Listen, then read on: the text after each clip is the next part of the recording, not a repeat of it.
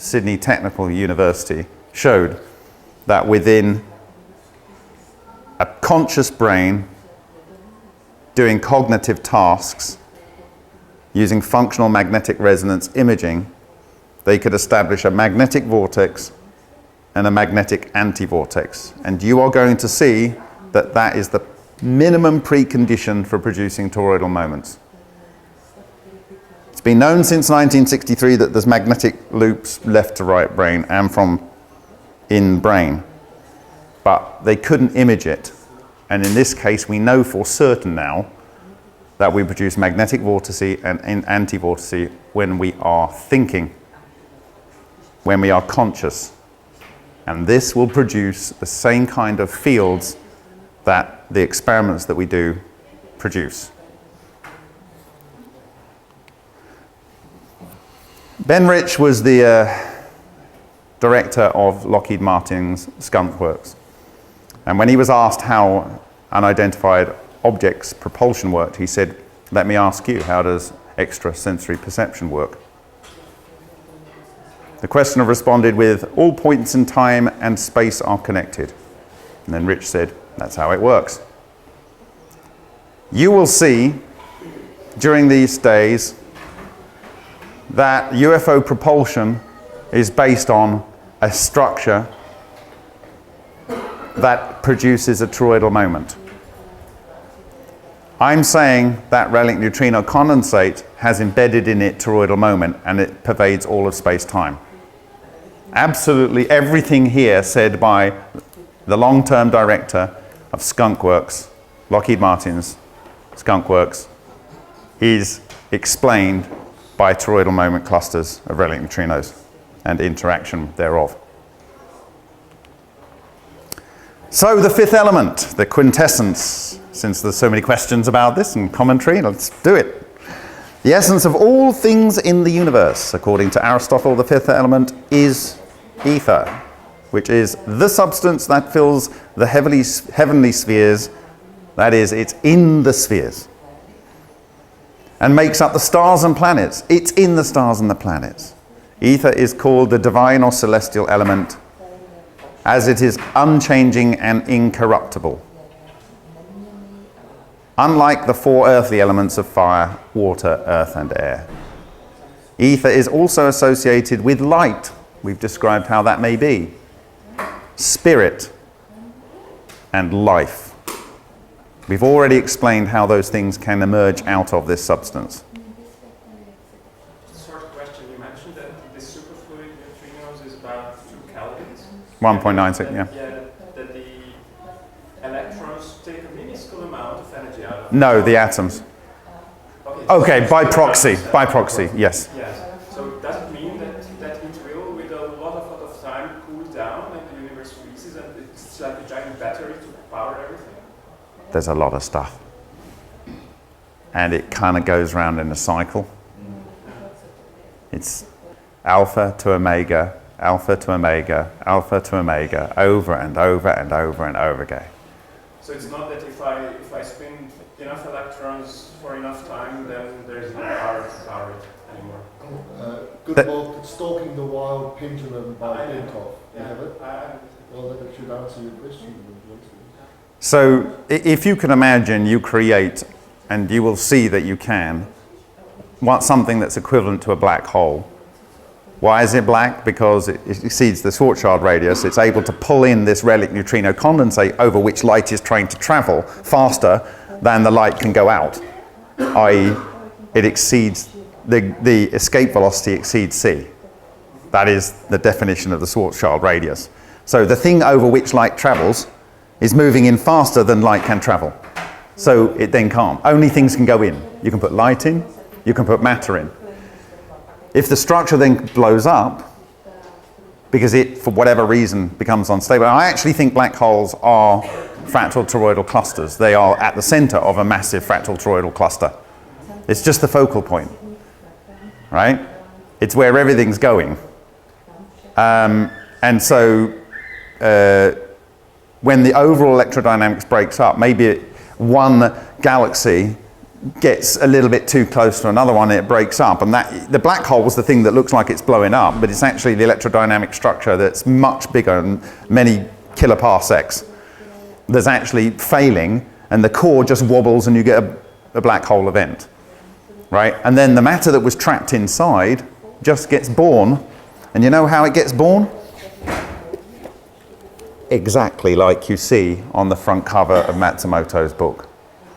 It just gets spat out. Rinse, repeat.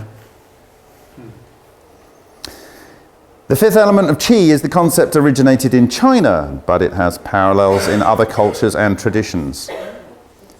It is the circulating life energy in Chinese philosophy, and it's thought to be inherent in all things. In traditional Chinese medicine, the balance of negative and positive forms of qi in the body is believed to be essential for both good health. It is also related to the concept of breath, as breathing is the main way to regulate and enhance the flow of qi. Now, I can tell you now, this material likes to get stuck, clusters of it, to paramagnetic oxygen. Oxygen is a unique substance in the gases, in the light gases. Oxygen is more important than just O2. Its high level of magnetic interaction with the components, the toroidal moment in these structures, it binds to that molecule, and when you breathe it in and it goes into your hemoglobin, it goes into your body, it's a qi exchange program, right? There is such a thing as stale air. There is a reason for feng shui. You need to have flow. Water can dissolve oxygen. If you drink water that has oxygen that's dissolved into it, which has qi bound to it, relic neutrino condensates, clusters bound to it, and that goes into your body, and you wee that out and it goes down and gets reprocessed and someone else gets the same water, unless that water has been reoxygenated with qi-bearing oxygen, it's dead. Does that relate to drinking hydrogen water or ozone water, some things that are kind of in the health community? Yeah. And particularly structured water. When you are doing water structuring, you're typically creating a vortex which has air in play. The air will contain oxygen, the oxygen contains the qi. And those additions of those machines that are infusing, whether it's hydrogen or ozone. So the importance of hydrogen in the body is, and you'll see this in the ultrasound experiments, H2, you really want atomic hydrogen rather than H2 because atomic hydrogen has a magnetic moment. Is that H3 or what's the difference? No, a proton or a proton with an electron, which is atomic hydrogen, that actually has a magnetic moment, and so a toroidal cluster can capture that, whereas H2 doesn't have any magnetic moment.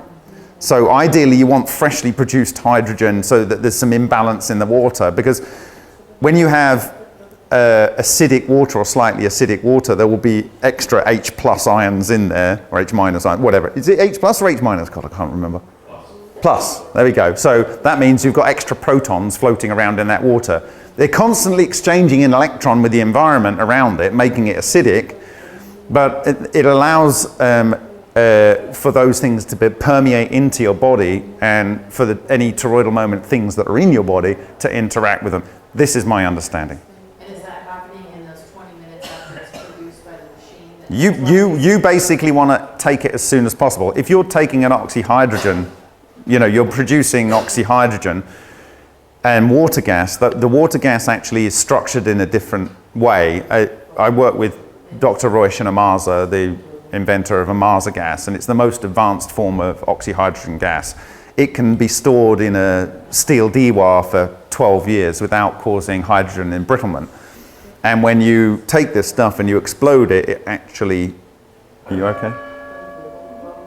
Okay. When you take this gas and you detonate it, it implodes to water, which means somehow you've got water molecules arranged in a framework such that it's occupying gas levels of space, but it's denser than air, because you can actually put it in a glass and it stays in the glass overnight, right? And the reason is because the water molecules arrange themselves in buckyball-like structures. And this has been known for a long time, but Amasa, Dr. Ryoushin Amasa, a Japanese scientist and inventor, he actually had a $1.5 million specific beamline built for him so he can see the mass numbers of these buckyball structures. They were also predicted at MIT in a paper as well. So it's actually a gas, and gases always take the same volume per whatever. And so it's a gas of water, but it's not individual H2O molecules. It's actually clusters. Could we say for the new people, this is Brown's gas? Brown's gas, part of Brown's gas, okay. Just for those who are new to the whole concept. So part of this type of gas, one of the original forms was called Brown's gas, but Brown's gas often, when people create a Brown's gas generator, it's the first flush of gas that is the active gas.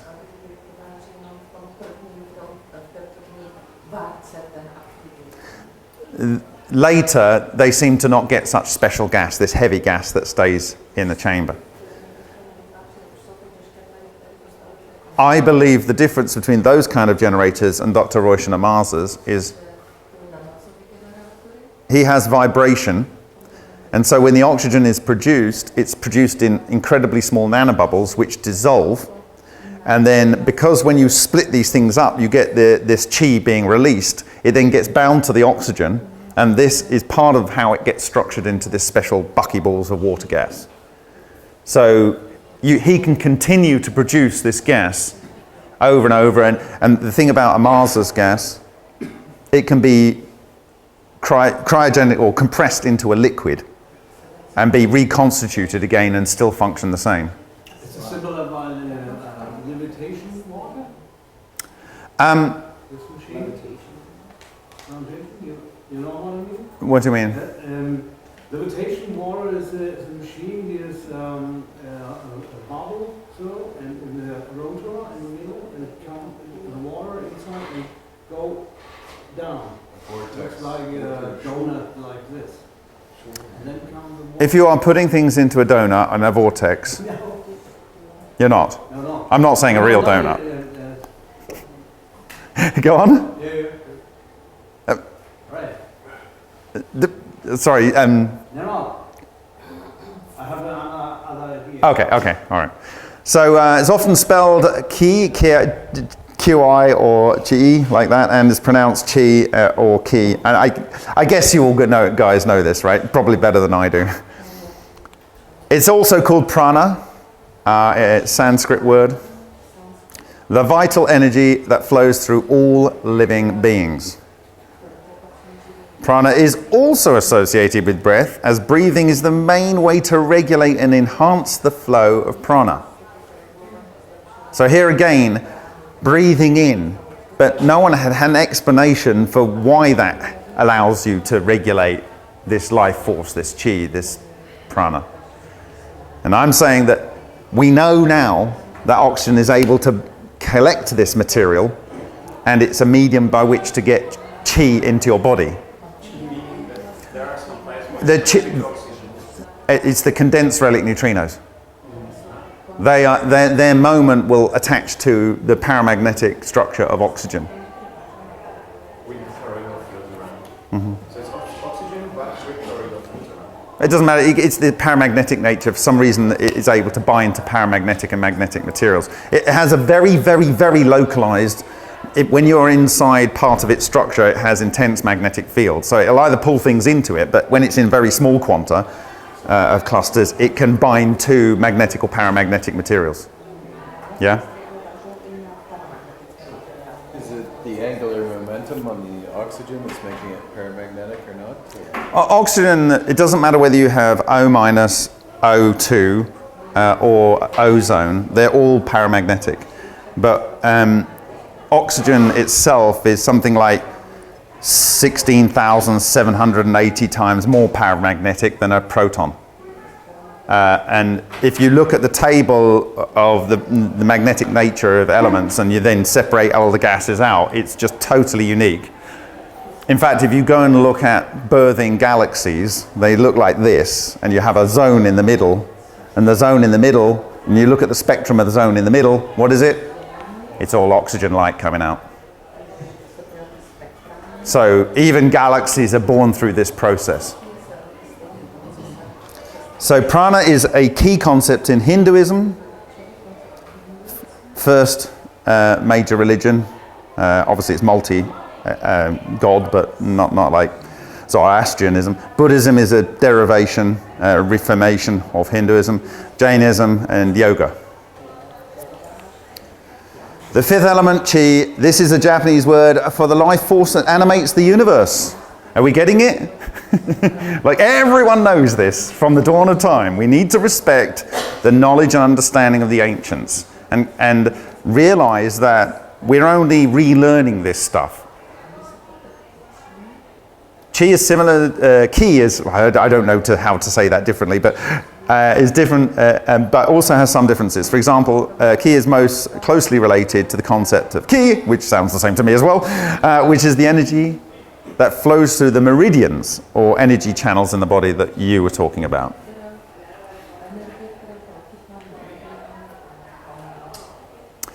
It's influenced by the balance of yin and yang, the thing that you're going to be making in abundance tomorrow. The two opposite and complementary forces that make up everything. And you have a selection of important Japanese religions there. Mana, from the Polynesian spiritual power essence that pervades all things. Mana can be found in people, animals, plants. Mana can also be transferred or exchanged between different entities. If you are bold enough to eat an oyster. If you are healthy enough to eat a spring green or a shoot or a young mushroom. All of these things can give you chi. Mana is a core concept in many Pacific Island cultures, and so on. This is in the Hebrew faith. Breath or spirit of God that gives life to all creatures. The medium through which God communicates with humans. That's very important. The thing that gives breath is also the medium through which all entities in the universe can be communicated with from the central one consciousness. It's a fundamental concept in Judaism and Christianity. You see, so I've had this phrase that I use repeatedly. I might have said it yesterday, because that's why I use it repeatedly. How did we get so stupid? Ninel Kaligina. The same energy fields that enable people like Eagle Swan to leave their bodies and travel through space are thought to be responsible for causing objects to move. This rare talent for moving objects by force of will alone has been termed Psychokinesis, or PK. Ninel Kaligina is a Russian housewife who has this ability. These films of her demonstrating PK were made in a Russian hotel room and smuggled out of the country by American researchers. She gets the object moving with gestures of her hands or by fixating the object with nothing more than her eyes. Urangara has been studied intensively for more than 10 years by Professor Sergeyev of Leningrad University, who has reported on her work. These films and demonstrations are subjects of unending controversy. Is she a sensitive or a charlatan? According to those present at these demonstrations, it sometimes takes Mrs. Kaligina 2 to 4 hours to rev up her supernormal powers. Her pulse races to 250 beats a minute. She loses up to 3 pounds after a demonstration of psychokinesis. Edward Naumann is a Soviet researcher sitting to the left of Ninel Kaligina. He reports she was actually much sicker than she looks in the film. The strain to stop the camera several times. It took us over 7 hours to make the film, and afterwards she temporarily could not speak or see. For days after doing the tests, her arms and legs hurt. She felt dizzy and could not sleep. She described a sensation that usually heralds success, a sensation like that of a hot stream of energy traveling from the base of her spine up to the back of her neck and remaining there as if waiting for her to direct it. She adds ruefully that this hot current often leaves her with a bad headache.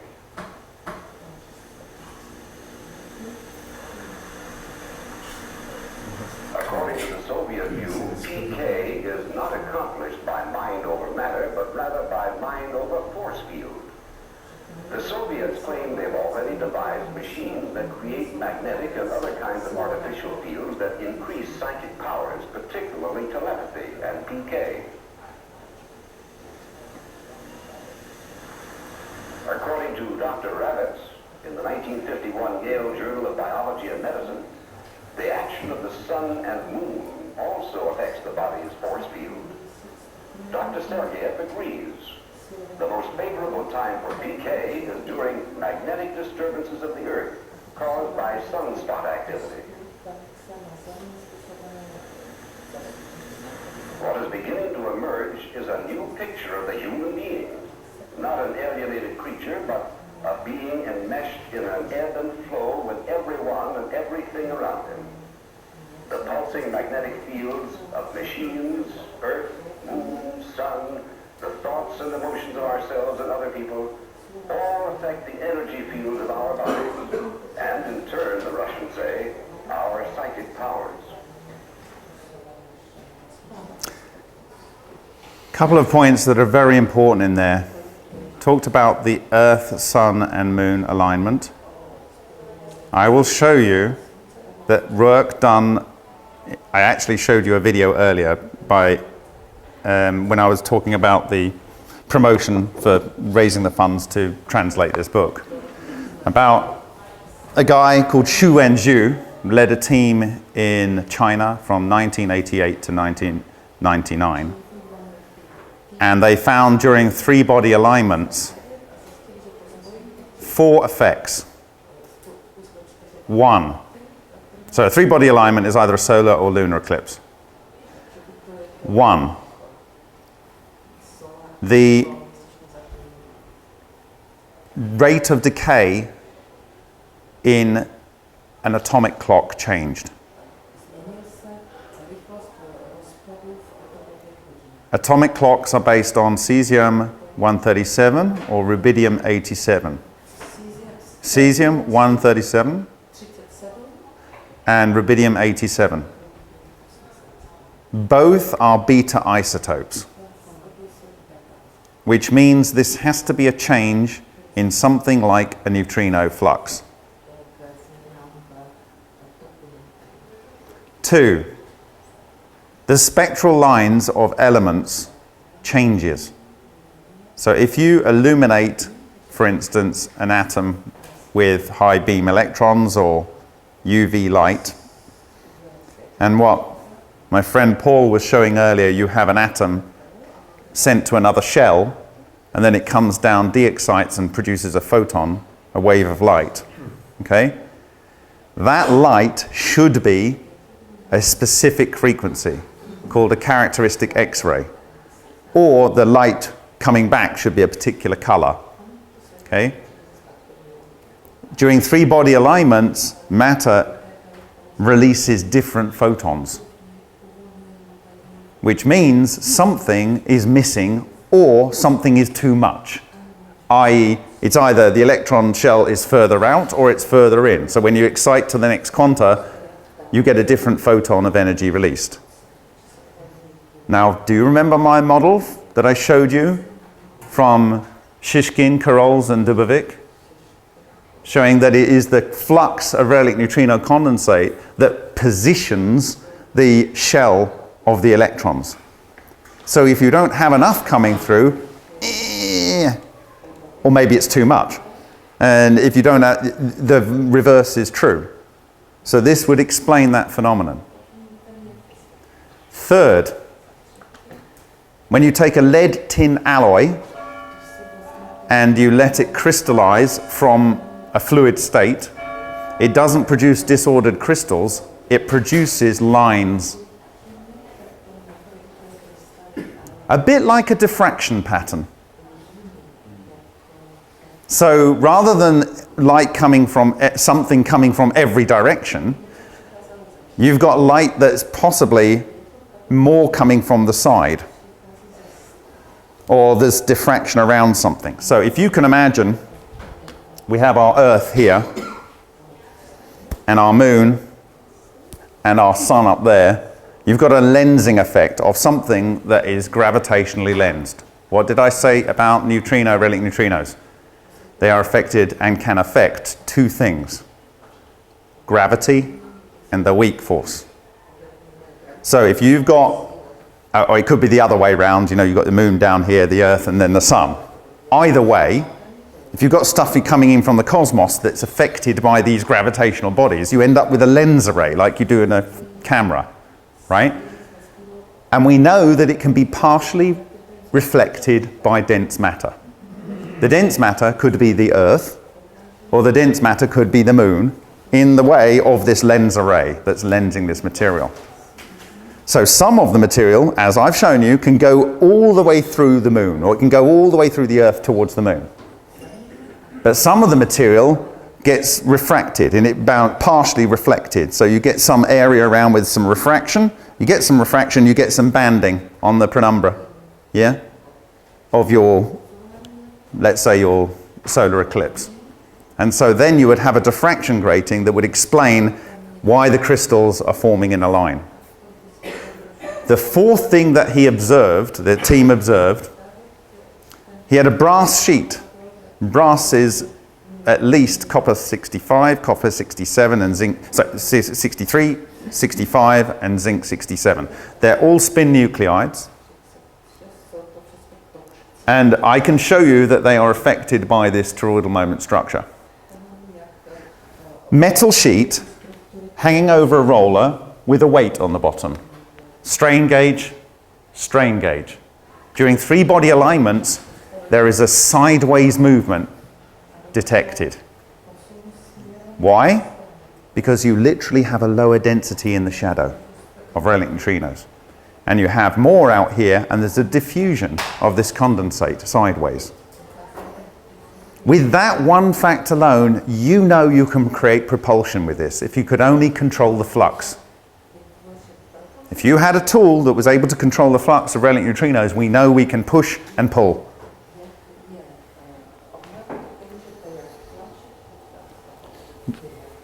Ninel Kalagina was in Stalingrad during the siege. She watched people die. She watched unspeakable things, like humans eating other humans to survive. First the dead ones, and then killing to eat. The trauma that that woman went through allowed her to access something which we all have innate in our bodies. And this is why you have to be very, very careful when you wish something on someone, because you can make an effect. She was obviously an expert at this. I can say I don't have anywhere near her ability, but if my wife was here, she'll tell you, when I have my understandings come to me, they typically come somewhere between sleep and an awake state. My heartbeat goes to a ridiculous level. I don't think I've ever got that high. I'd probably die. My temperature goes up, and I have no choice but to write it down. So I get out of bed and I write it down. I have no choice. And it can take hours and hours and hours to get back to a normal state so I can go back to sleep. In those instances, I can have a migraine for a couple of days afterwards. It is very painful for me, physically painful. So I can appreciate what she went through. She was able to switch hers on and off. My remote viewing, I never tried to do anything with it actively. My first remote viewing experience was my aunt used to pick us up from school once a week, And she would go and look after us, and then we would stay there for the evening. And one day I just looked at her foot and I got this overwhelming feeling. It's the signature feeling I have before something comes, which I have no control over. And I just said to her, and bearing in mind I'm like 6 or 7 years old, I'm a young boy, I don't really know what I'm talking about. I said, Auntie Hilda, you're going to get gangrene in that toe and have it amputated. She said, what? I said, yeah, you're going to get gangrene in that toe and have it amputated. And she said, I'm a nurse during the Second World War, and you don't know what you're talking about. Well, 2 years later, she had gangrene in her toe and got amputated.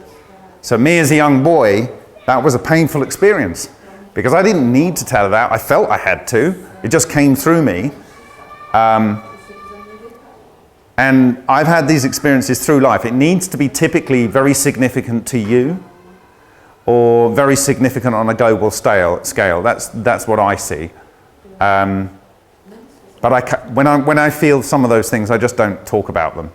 So when you're saying, does the expert want to tell you when you're going to die, you learn not to.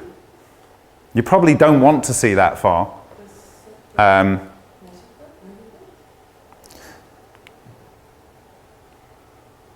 same energy fields that enable people like Ingo Swann to leave their body and travel through space are thought to be responsible for causing objects to move. This rare talent for moving objects by force of will alone has been termed psychokinesis. So, they call PK, it's achieved by the mind over matter. It's a kind of force field, they believe. And I believe they have created machines. And in fact, what happened was, over a number of years, I was regularly attending weekly meetings with some Russian people who worked in many of these programs. And I had the original structure, which was very basic. Then I derived the fractal structure, which you will see. And then I found the collapsed wave functions in an experiment of this fractal structure, and toroids of toroids. And so they sent back a paper in Russian, published in the Biology of Life by a guy called Zverblis. And he was investigating how to make an electrodynamic system to manipulate DNA. And he was invited in 1988 into a Moscow basement to evaluate a technology. The reason being is he wanted to make a coil of a coil of a coil or something similar. And these people had developed these devices that were made of a coil of a coil of a coil, and sometimes a fourth order coil. And that is how DNA is wound. So if you want to interact with something, you want to probably make something that looks a bit like it. And so, cut a long story short, it led to an electrodynamics paper, and then when I published those to someone who works on the periphery of the naval intelligence, sent to me that they had found one of the people that worked on the program, and they had made large-scale parabolic dishes that had these tores of tores of tores of tores embedded on them, and they were a weapon. Whether they were a psychotronic weapon or matter dematerialization weapon, I don't know. But Ninel Kaligina could do some pretty crazy stuff. One time she was stopping and starting the heart of a frog, right, without touching the frog.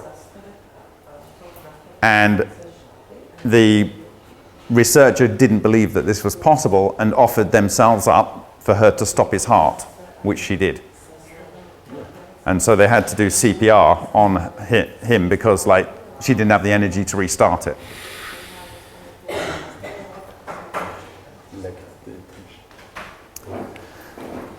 She could detect the color of colored yarns. Okay, so she could detect the color of yarns in a bag by touch alone. How do we know that's possible? Well, she's emitting relic neutrinos which will interact with those electron shells, and she will get feedback because the ones that are emitted from her finger are consciously entangled with her. She had lingering effects, so things continued to move. These things were also found in Hutchison effect. She couldn't perform during thunderstorms. Why? Because lightning bolts start with ball lightning. Ball lightning are toroidal matter structures, toroidal cluster structures. They will suck in the chi from the environment. She doesn't have it available to her. Electrical activity in cerebral cortex in the occipital lobe of the brain would increase 50 times its standard resting rate, 240 beats per minute. She lost 4 pounds in a session. She couldn't see, and the pain in her spine. And yeah. Is this inherently unhealthy then? Is this inherently unhealthy? Like the 20th century. Yes, it's in the shadow of the cold. Essence. It's a lot of gene to do that. Yeah. So you have to cultivate a lot of focus. your heart has to go mental. It's a toroidal moment structure, and it has to feed toroidal moments to your brain, which you will have to adjust your breathing to suck in stuff in the environment, which is not available during a storm.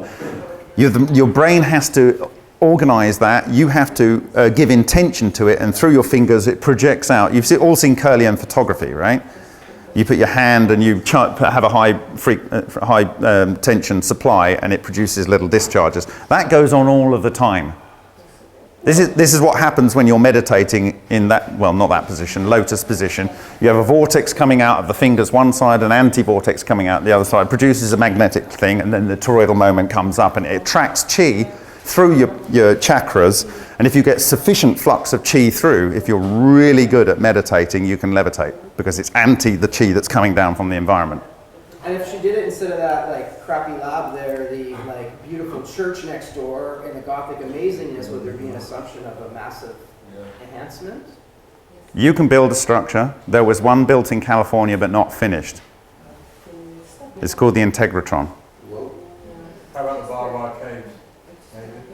I think they might have been made using this technology. In fact, I'm pretty sure they were. It's some caves in north-eastern India, Barabar caves. They look impossible the way they're made.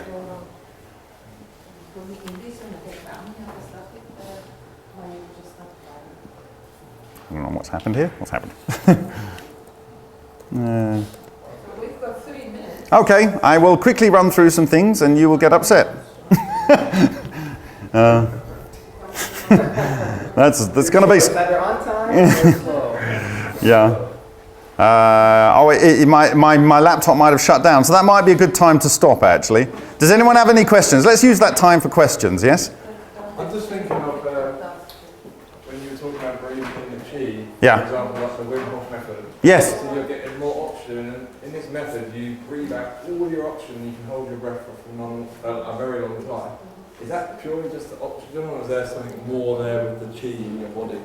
So there's a couple of aspects to the Wim Hof method. Firstly, is over-oxygenating the blood. That can cause problems psychologically and also cause you to faint and things. So it's a difficult thing to achieve correctly. Okay.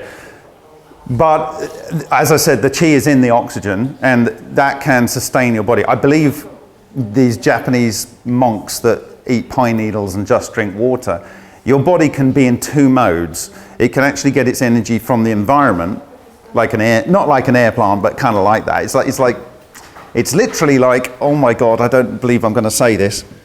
It's like a chi charger. But you're not getting electromagnetic waves, you're getting this form of energy. And you can, I always wondered how people in concentration camps could survive on charcoal and water. But when you understand that your body can switch where it's getting its energy from, you can go into this kind of starvation mode. And I think what's happening with him, he's generating the heat in the important parts of the body and slowing parts of the metabolism down so that he can contain himself with lack of oxygen and lack of heat, for instance. Yeah. Questions? So for things like remote viewing and is it partly genetic, what you said with her, and also... It's absolutely partly genetic. But also would be brought on by experiences like trauma or like... Yes. So, I mean, the CIA used this monarch method of actually creating trauma in young people to disassociate the brain. and they can end up with some of these abilities, but they're also, because you've captured them, you can put suggestion in, and then you can have like trigger words and stuff. So John Hutchison says his mum was part of that program, and so I don't know whether that affected John, but John and the people who worked with him all believed that John had some conscious connection with the materials he was manipulating. You're going to see some incredible samples tomorrow. If it is partially genetics, have there been, or there have been, like breeding programs to select a certain kind of characteristics in people? Who would you say was the most famous metal bender on Earth? Very good. Where did he come from? What's his name? Israel, right?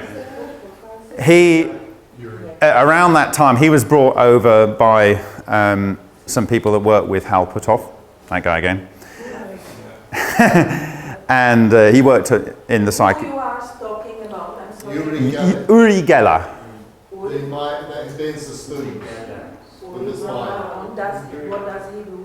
Bends the spoons with his mind power. But he could do other things like detect mineral reserves and these kind of things, yeah.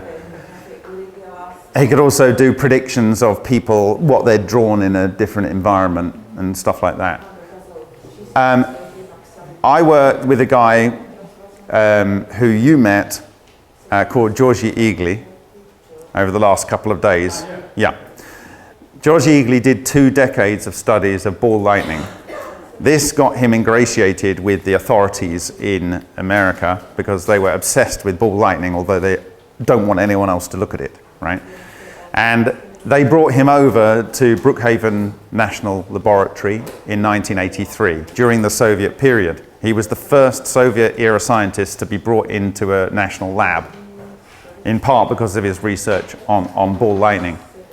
In the early 80s, he went to Israel and filmed these teenage boys bending spoons. Or rather, should I say, he tried to film them, because no electromagnetic equipment would work anywhere near them. So this is a common feature, and I'll tell you a story that is related, and then we can all go to lunch. In Kerala, there's the Lord Padmaswami temple. It was the highest structure for about 1,000 years in the capital of the Kerala, Thiruvananthapuram. It has 7 lightning conductors on the top, big metal things sticking up into the sky. When I was there in 2008, 9, 10, they had finally got permission, which was first sought in the 1920s by the Viceroy of India at that time, to go into the gold vaults there. They had been trading with Arabia, with the Persian empires, with China for thousands of years. They came to get the spices from Kerala and other wares, and they would bring gems and gold and so on. In the vaults, there was about $250 billion worth of raw, uncut gems, literally large vats of Roman-era gold coins, mint, a 7-ton gold statue, these huge, incredible things, like you cannot even imagine. In artifact terms, they said it would probably be in real money for the artifacts if they were to sell it about $0.75 of $1 trillion. In actual hard currency, not from coming from a digital thing. And so the interesting thing was, I knew some people who were at that temple, and they said they assigned $5 million to the Vikram Space Center, when they make some of the most advanced launch vehicle engines, to go in to the Vault B. Sorry, not Vault B, one of the other vaults. Vault B is still closed. They won't. They think the world will end if you open Vault B.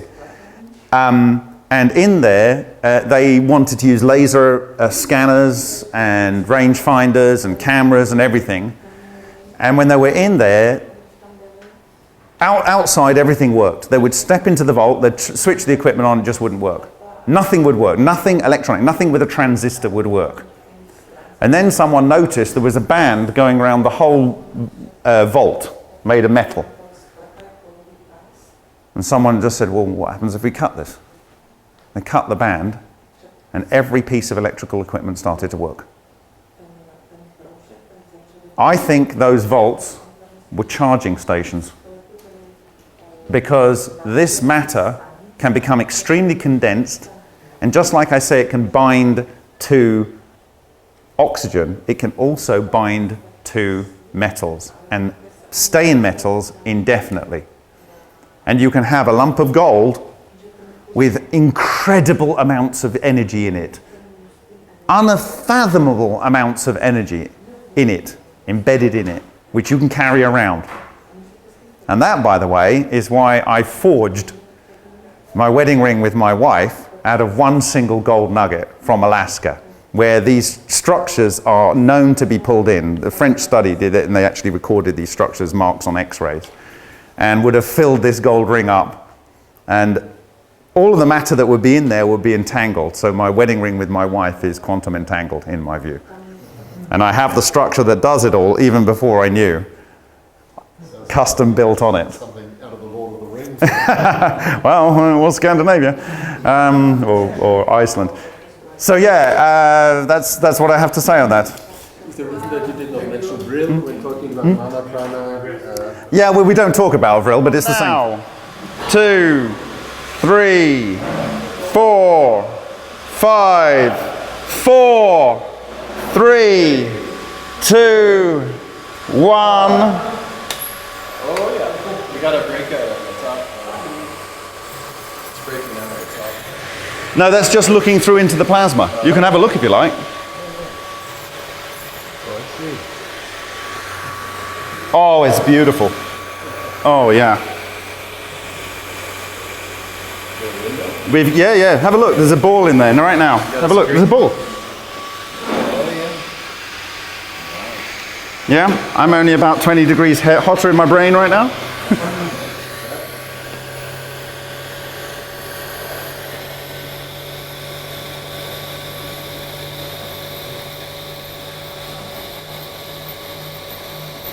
Can you see the ball of lightning in there?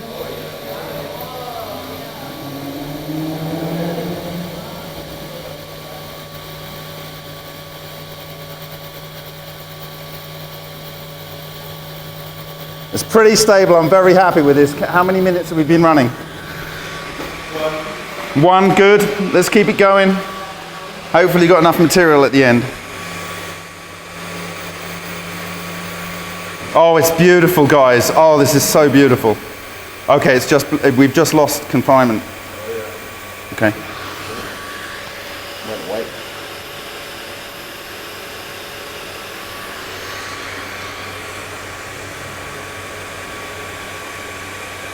Okay, we just got zones in there. Oh no, hold on, no.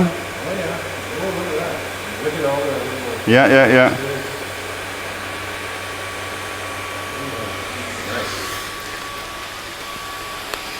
Okay, I don't want to burn all the carbon, so I think we'll probably call it that. That is it. That is your experiment.